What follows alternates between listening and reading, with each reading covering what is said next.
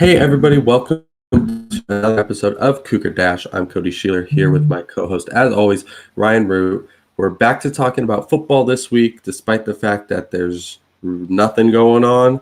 We're a few weeks out of spring ball. I believe they're just lifting weights and doing conditioning for the next couple of months, but that's not going to stop us. So we're going to talk about some position battles and not quarterbacks because we talked about quarterbacks quite a bit. So this will be a non-quarterback position battle episode. And we're going to start with the position that I think is the most intriguing and the one that I am kind of, paying attention to the most, and that's outside receiver. But Ryan, I'll let you kick it off with kind of your thoughts on this big battle. Yeah, so I think it's obvious that we have at least a few veterans coming back: Travell Harris, Renard Bell, Calvin Jackson Jr., and then a ton of people who don't have really the same amount of experience level. But one name that really sticks out to me, especially from the Crimson and Gray game, was Joey Hobart, and I think Joey Hobart's impressed a lot of the coaching staff so far with the fact that he can continuously catch balls without gloves on, and he's got a great personality, and he's really working his way into the rotation at that receiver spot. And I think Travell and Renard kind of have those slot positions locked up in this run and shoot. Calvin Jackson Jr. is kind of that outside option right now. I still think he is kind of the number one option out there. But Joey Hobart is quickly climbing up the ranks. I know I had a hot take last year that Joey Hobart was going to lead the team in receiving yards because I just thought it'd be fun. But I think this year, he'll make a considerable jump in hoping that we play more than 4 games. I think he's going to have obviously an increase in stats. I think everybody will for the most part. But Hobart, I think, is impressing a lot of the coaching staff so far. He had a fun Crimson and Gray game, even though the offense scored half as many points as the defense. But, Hobart, I think, is kind of one of the prime candidates going forward. Yeah, I mean, for him, he's mainly played in the slot, so not sure like if they plan on using him outside. We saw them kind of switch Jameer Calvin out there, but yeah, Calvin Jackson Jr. I believe was a starter or at least a contributor out there at the kind of the outside receiver positions before going down with an injury. So I believe he'll probably end up taking one of those spots. Just with the experience. I mean, he's been in the program for, I don't know, 3 so-ish years. I mean, he's kind of a main guy there, but then it's really open outside of him. And just some names that I wrote down as kind of the bigger body guys that have been getting some reps out there is obviously CJ Moore, who's a guy we've talked about quite a bit. The JUCO transfer, I mean, is a huge big body, made a really good deep catch in the Crimson and Gray game. I think he has an opportunity. Donovan Ollie is a guy who played out there in the Crimson and Gray game as well, and is a guy that Nick Rolovich has talked about a lot in practices last year. And this year, he's a guy that he seems to like, and he's a young guy who is, now just getting there. I mean, he's a redshirt sophomore. And then, you've got Deshaun Stribling, who made a couple of plays in that Crimson and Gray game. He's a freshman, early enrollee, so he's should have been in high school at that time. So he's an option. And then, I mean, Jay Wilkerson and Brandon Gray are a few names that outside receivers, bigger body guys that have been around. I believe Wilkerson made a play or two in that game, but I would think that it'll end up being Calvin Jackson Jr. and CJ Moore just based on experience. But, I mean, I think we may see guys rotate until somebody really starts to stand out. And I wouldn't be surprised if, a younger guy ends up staking a claim to one of these spots. I think height plays a huge part in this outside spot. That's kind of a big, sort of con in Joey Hobart's campaign for the position. He's only about 5'11", but Brandon Gray, 6'5", CJ Moore, 6'4", big body guys on the outside to kind of be that next Desmond Patman, kind of be that next outside target for the run and shoot to have. It's really just going to be a fact of consistency, how well they can get off the line of scrimmage, how well they can beat their man in single coverage, things like that. And I think all these people are capable of doing so. CJ Moore, like you said, the JUCO transfer, he's got the experience coming in. I mean, he went to Oklahoma State before JUCO, so he's played a little bit. He's impressed coaches at least some points in his career. And Mhm. now that he's here at WSU with that experience behind him, he certainly has a lot of momentum going forward. But it's really about having those tall kind of receivers on the outside to get those deep balls that I don't think Travell Harris has much of a shot to do so, or Renard Bell. I believe Renard Bell is like what, 5'9", 5'10", something like that. And He's like Travell's around- 5'8". yeah, and then Travell I think is right around the same height, a little. Travell's 5'9", yeah. Yeah, so it's fine to have those guys in the slot and they'll make some plays at those positions. But in terms of that outside spot, having that height and having that, kind of explosion in the athleticism department is going to be the huge deciding factor. So if you had to pick one, you're going CJ Moore. If you had to pick kind of a dark horse for the position, who would you go with? Yeah, I mean, the dark horse is Stribling, just the fact that he's a freshman, and he's really made some plays. I think that, I mean, we kind of saw it last year play out with Joey Howard being the freshman that was wowing people and then didn't get much play. But I think that's because he was behind the two best receivers on the team. And they also had 2 months to get the team together to play a game. So yeah, exactly. And, getting a full off season, I think he could definitely be the guy to come in there a little bit. Obviously, I don't know, the different skill sets that these guys have, and if they're, one guy's gonna be more of a deep threat, one guy's a possession guy. I'm not sure of that yet, but I think that's probably the guy I'm looking at to be, somebody that if there's kind of a surprising guy to get some reps, I think it would be him, and he would be setting himself up for the future. And I think that's a kind of a big thing about this is, these guys can kind of earn a spot for a while. I mean, and really, I mean, Renard Bell's gone after this year. Travell Harris is a senior, so I believe he'll be gone. If not, he might have the extra year of eligibility with all this stuff happening. But I mean, so feasibly both those guys could be gone, which opens up the slot again. And so these outside guys will be the guys that are returning and the guys that are the leading receivers coming back. So this is a big kind of deal for the future as well as this year, because I talked a lot about the fact that the outside receivers just getting it done last year, and I think that was really detrimental to Jaden DeLora. So this is I think a absolutely huge position battle. Yeah, let's just hope that they can actually bring the ball in for a catch more consistently than last year. I mean, there was too many first down opportunities that were missed in the 4 games last year that were really perfectly fine balls thrown by DeLora. And Renard Bell, or I believe it was Jameer Calvin, had a couple, and I think Calvin Jackson Jr. had 1 or 2. Too many drop balls on the sideline, mainly, where if there's any part of the field you're going to want to have the most secure catch on, it's going to be the sideline, so you can actually have possession of the ball. And that's kind of my bare minimum going into this next year, is if we can have some more consistency catching the ball. But whatever, I mean, they have a year under their belt now in the run and shoot. They have a year under their belt with Rolovich as the head coach. And I think there's obviously going to be some more consistency out there going into this next year. But hopefully we do not have any of these missed first down opportunities on a 3rd and 5 that was an easy 7-yard gain, but ended up being a 3 and out. Yeah, that'd be nice. But another position that I feel like I might be one of the only people that is really like keyed into this position and is caring about it. I don't know what it is and why I'm so like just drawn to this, but the free safety position, I guess it's just because it's the one that I think is the most up in the air.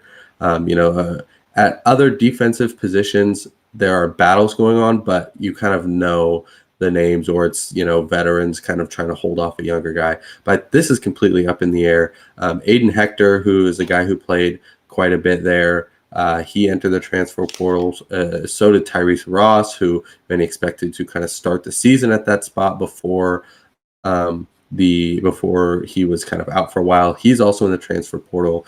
Obviously Skylar Thomas was lost before the season, so this was kind of up in the air last year, and the guys who kind of stayed claim to it, they're gone now. So I'm really just looking at this position to see who takes it. I don't know if you have any guys that you are kind of watching and think that have a shot here, but I'm wondering what you think of it, or if you even care, because maybe I'm the only one that cares about free safety. I don't know.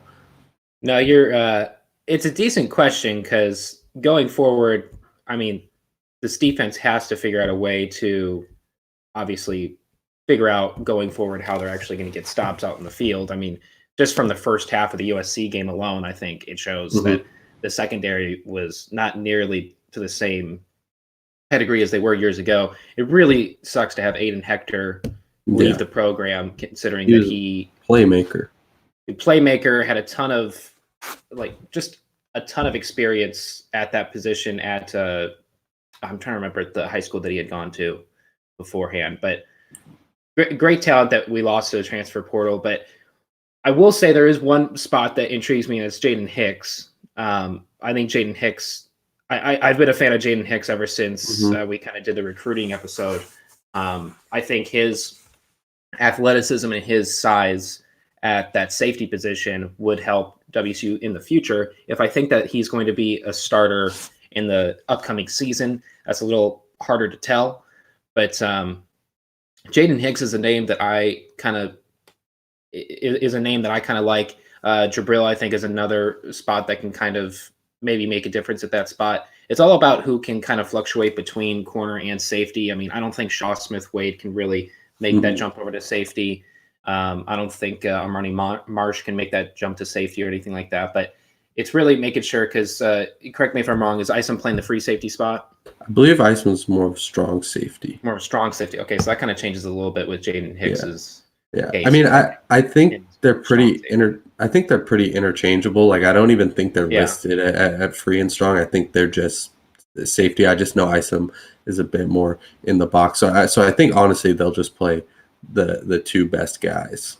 Yeah, because I can picture, depending on the defensive scheme that Coach Dickert is running, depending on how often the strong safety is in the box, I would love to have Jaden Hicks in there at some point in time down in the future, mainly just of his frame. But I think it is still a relevant position to talk about because, like I said, this defense is still under construction.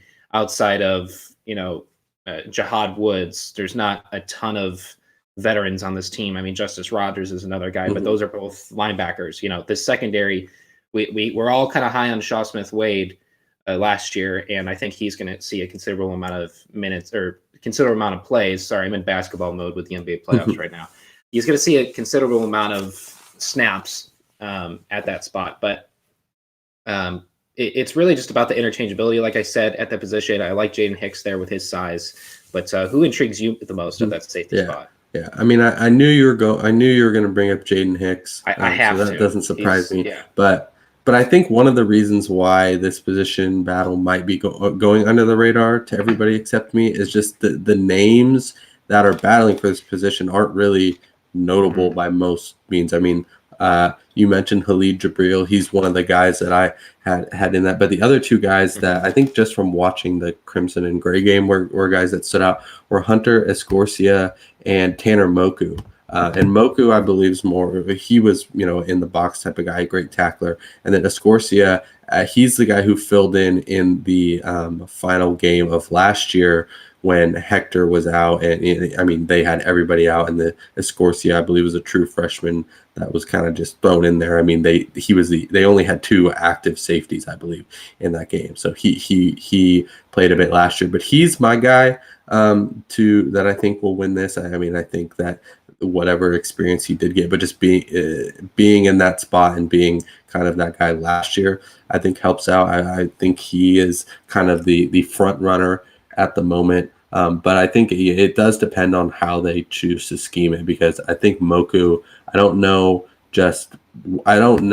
what his coverage abilities are. I know that he was making a lot of tackles, and I know he was doing a great job of that. But I don't know if he's the guy who's going to play, deep safety or anything. Him and Jabril are both bigger than Escorcia.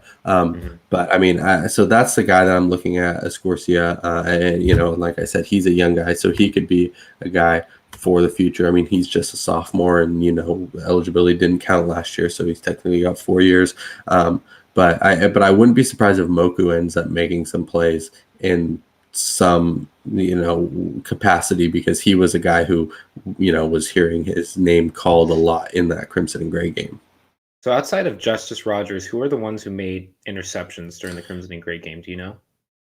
Well, I know they didn't count 2 of them. Yeah. Jalen Watson had 1. Okay. He had the interception on Cooper over Travell Harris, and then I know one of the Cooper Mathers had one, I believe, that didn't count. And wasn't there a tip drill kind of interception that happened? Yeah, I believe that was Matt. Didn't technically end up counting. And I can't remember if it was like a Langford, but I don't believe it was any of those 3 guys. Okay, so that's not necessarily make or break, but that's also kind of, I mean, I know Justice Rogers probably had the most memorable interception, but at that safety spot, having the recognition to being able to read, obviously, the deep passes, because if there's anything in the Pac-12 now going forward, Keaton Slovis is coming back. Oregon is still going to be a force to be reckoned with. I mean, Arizona State, I'm sure, is going to have at least a little bit of vengeance there. The Pac-12 is getting stronger gradually and more relevant, obviously. And being able to recognize and defend that deep ball, being able to recognize coverages and things like that, I don't really have much of a doubt in Daniel Isom's ability. But opposite of Isom, if there is a true freshman there in Jaden Hicks, then it's obviously there's room for error there. There's room for learning on the job kind of deal. And then having a veteran there, does that mean that there's going to be, I mean, it's a very thin kind of position in terms of experience. Once we lost Tyrese Ross, Aiden Hector, and Aiden Hector was just a true freshman, but even then he still brought, I mean, he generated 3 turnovers in the first half against Oregon, right? And 2 of them in a row. Like, Aiden Hector was a playmaker, and then obviously with what's his name? You said it before. He went into the transfer portal before the Schoeler Thomas. Schoeler Thomas. Obviously 3 playmakers there that all go. And outside of Daniel Isom and Marty Marsh, I always have a hard time saying that name. I always give announcers credit for saying that name on the air, but not a lot of experience at this position, and it's going to be kind of a slow burn for a while. And I bet you Coach Dickert knows that, and he's figuring it out as we speak. But it's still a relevant position to talk about, considering that the defensive line generates kind of conversation. The linebacking core generates conversation on the defensive side. But the secondary, like you said, there's not a ton of recognizable names there outside of Shaw Smith-Wade and outside of Jalen Watson. Jalen Watson. That's a dude. It's going to be a hard process to kind of go through for a couple years, but who knows if there's going to be a recruit this next year or the 2 years from now that are going to make a huge difference. But it's a relevant conversation, but it's a difficult one to have, I guess, because there's so many things that are hypothetical. Yeah, well, people should be paying attention to this position. That's what I'm saying. I know I will be. But I want to know, what are maybe some other spots that you are paying attention to? Non-quarterback, obviously, because, I mean, that's taking the easy way out. So anything else that you're looking at? Honestly, so outside of the quarterback spot, this may shock some people, but also kind of makes a little bit of sense. Who's going to be the go-to backup running back? Who's going to be the go-to running back number 2? Obviously, Borghi is going to be the go-to number 1. This is his redemption year. He's trying to make a run at the league after this year. Borghi's the clear number 1. I don't think there's any argument against that. You have questions about who's behind him? So I'm not saying McIntosh is bad by any means. I think he proved himself to be a great fill-in for Borghi, and I think they're going to have a great kind of 1-2 punch there.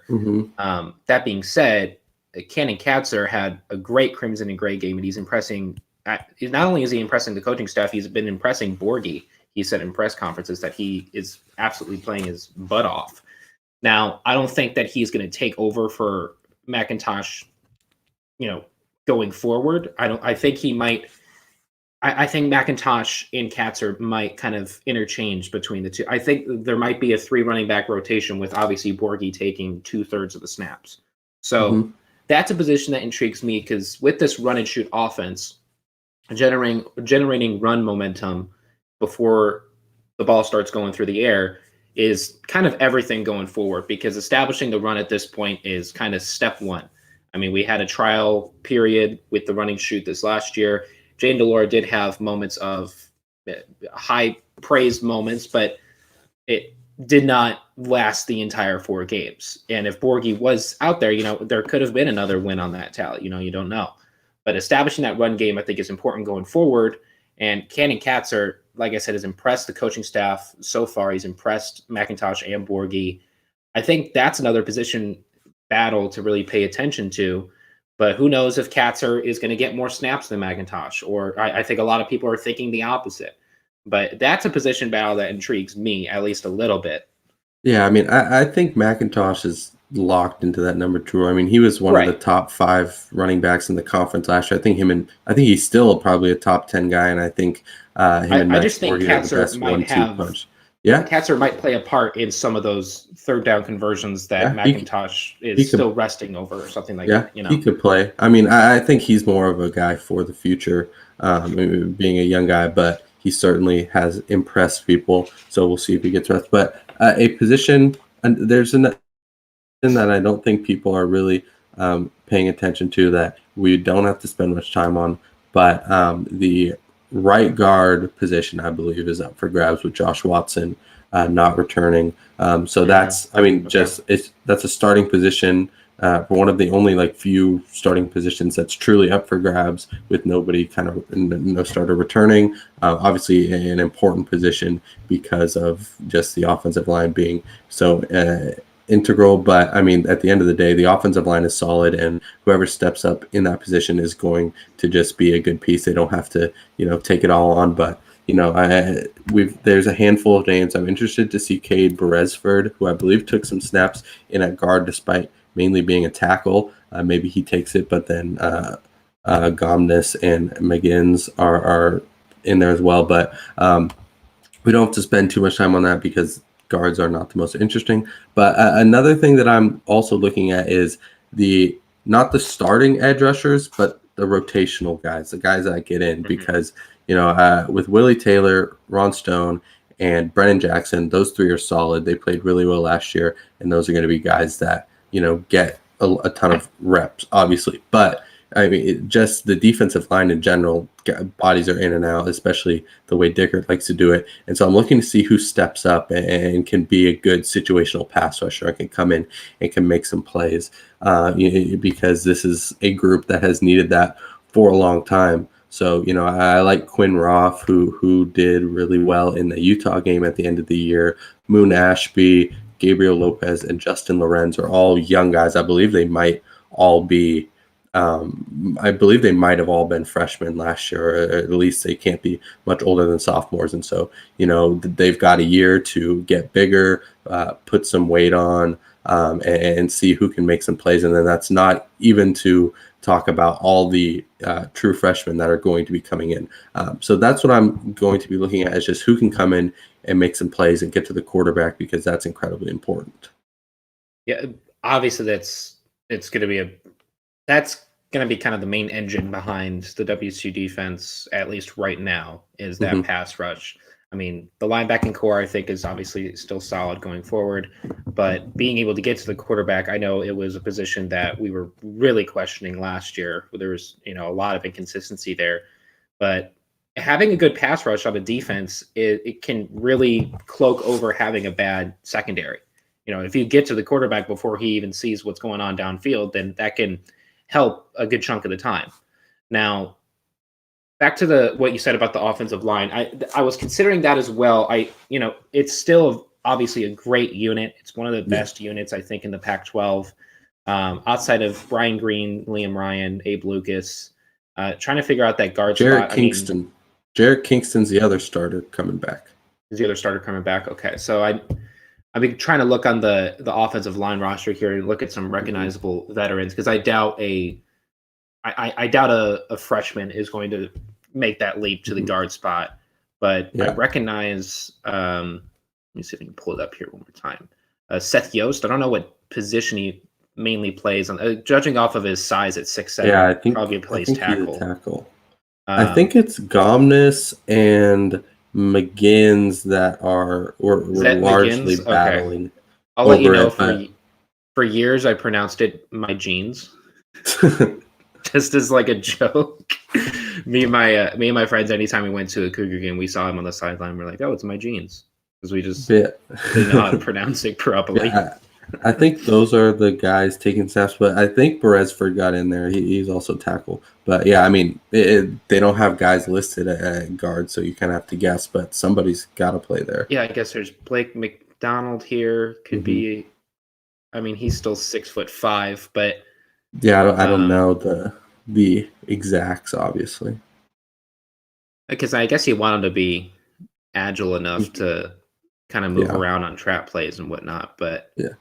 this is Is there another position aside from these that you're paying attention to? I am vaguely paying attention to the kicker spot, and I'm not even like joking. That's something that I was going to bring up at the end too. I mean, I'm not even joking about that either. I mean, the post Blake Mazza era and the punter spot, which the Australian guy coming in, I think rugby player playing.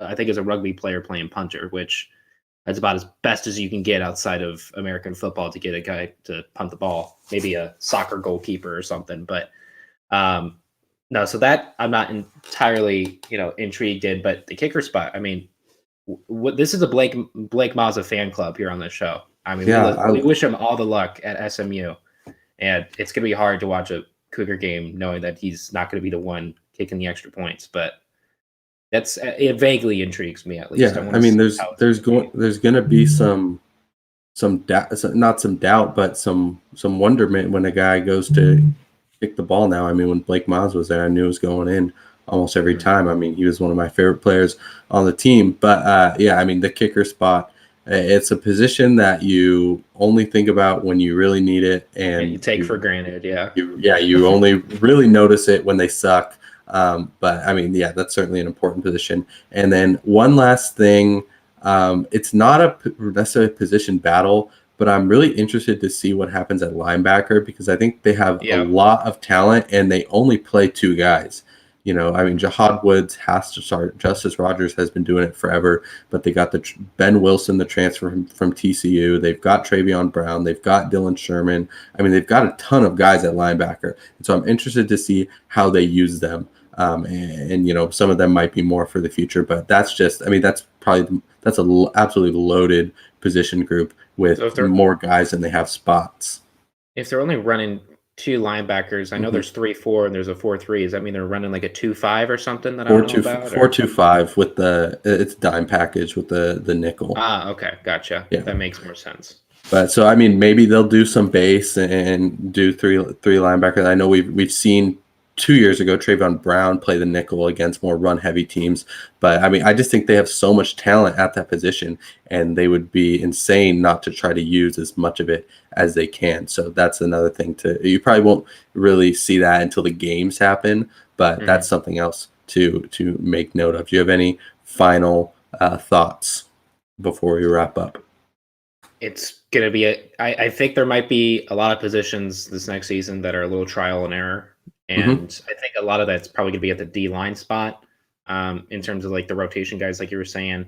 Thankfully, there are 3 receivers that are very dependable, and there are a couple of receivers that have flashes of potential.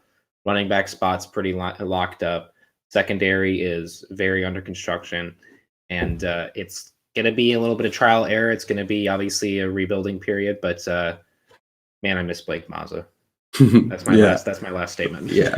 I mean, WSU is certainly helped by the fact that players can return because they didn't see a lot of players leave. So that's good for a young team to get a lot of veterans back. But there would certainly be much more battling over positions to just pay attention to over the next handful of months before they get back out on the practice field and eventually back on the real field with some real fans in attendance. That'll be fun. But that is all the time we have for today. Remember to check out Sports Pac 12 on Twitter for some articles from our Dashboards hosts, which you can find the links to those articles on our website, dashboards.tv. And then follow us on Facebook, Instagram, TikTok, and Twitter at Dashboards TV. And then subscribe to our YouTube channel, Dashboards, for all of our clips and shows. And remember to check out Cougar Dash next week at the same time, and NFL Dash, which we are the hosts of, is up the last episode and will be up again next week. So check both those out. And as always, go Cougs.